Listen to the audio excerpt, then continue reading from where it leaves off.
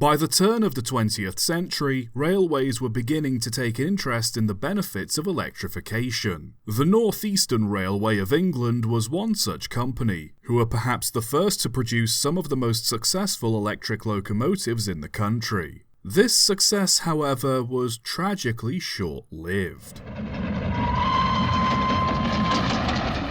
By 1910, the North Eastern Railway's electric shunters built for use in Newcastle had proven to be efficient and reliable at moving heavy loads along difficult grades. The NER's new chief mechanical engineer, Vincent Raven, was keen to electrify mainline services after seeing the progress made in the US, and in 1913 managed to convince the company to trial electric traction on the 18-mile line connecting the coal mines of Shildon to the docks at Middlesbrough. It was the perfect testing ground as the line was very self-contained from the rest of the network and mostly handled coal traffic, meaning electrifying it wouldn't interfere with any other passenger or freight services. With plans in place, Raven then set about designing the locomotives that would operate on this line. He came up with an 8-wheeled Bobo design with 4-foot driving wheels powered by 4 275 horsepower electric motors geared at a ratio of 4.1 to 1. Like the electric shunters built a decade earlier, the cab was set in the middle of the locomotive, with the electrical equipment stored in hoods at both ends, giving them a distinct crocodile-esque appearance. Power was picked up via a pair of pantographs mounted on the roof of the cab, which could be raised and lowered with compressed air.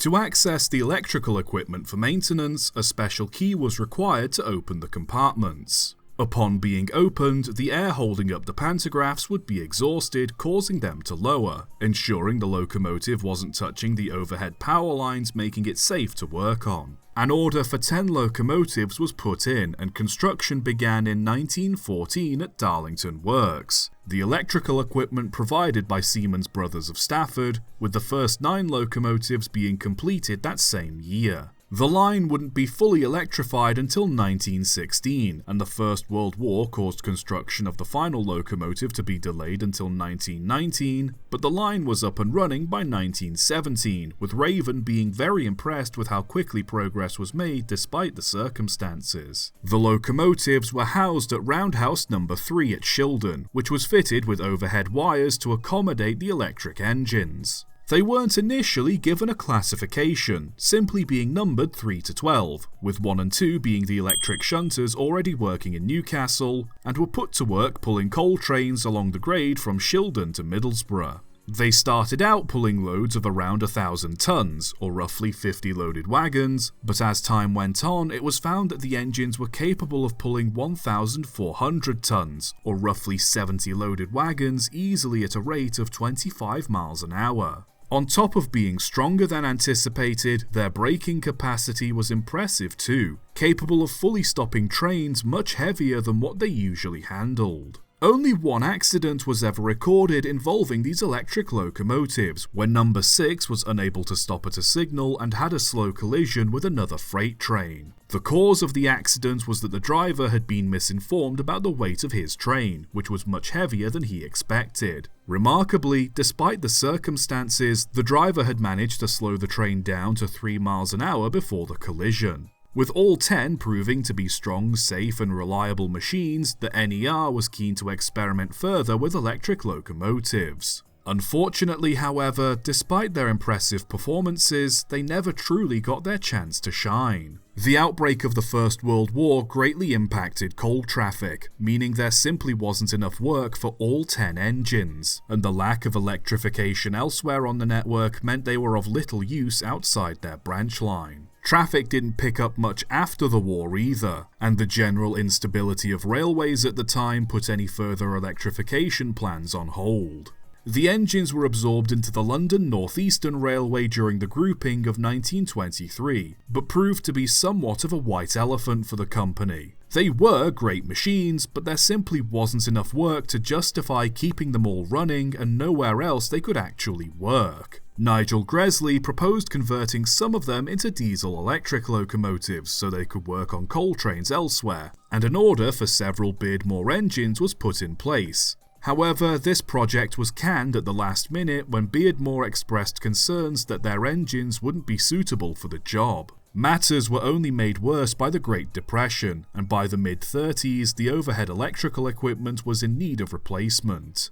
Even though the overhead equipment was initially built to be cheap and easy to maintain, it would have still cost a significant amount to replace, a price that simply wasn't worth paying to keep less than a dozen engines working. As such, the overhead equipment was removed and steam engines took over working the line, while the electric locomotives were put into storage in Darlington in 1935.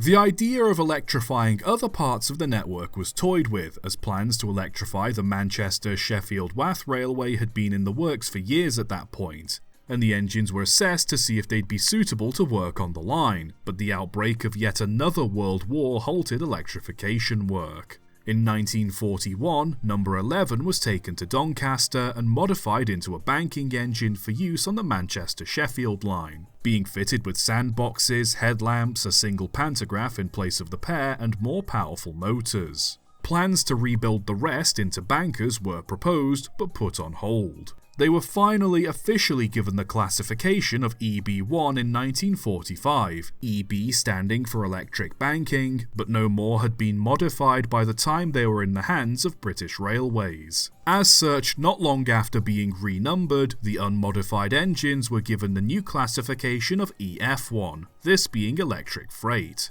Not that a new classification meant much, as all of them were still in storage by 1950, with the exception of 26510, the one that had been modified into a banker, which was working as a shunter in Ilford. One of the unmodified EFs was sent to Newcastle to work as a shunter alongside its smaller ES1 cousins, but this didn't work out as hoped.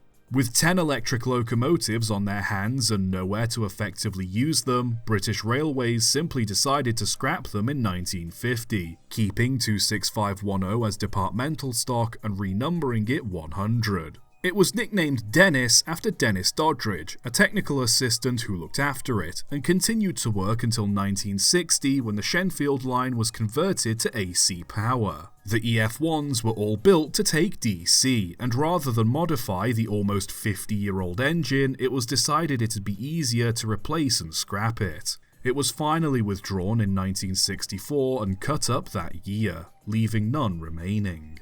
Whether you're a fan of electric locomotives or prefer steam through and through, it's hard to deny that the EF1s were some truly terrific machines that were in the right place at the wrong time. Like their ES cousins before them, they helped prove electrification was not only a viable alternative to steam, but one with significant benefits too. It's just a shame that circumstances got in the way of their chance to shine, because you could say their performance was certainly quite shocking for the time.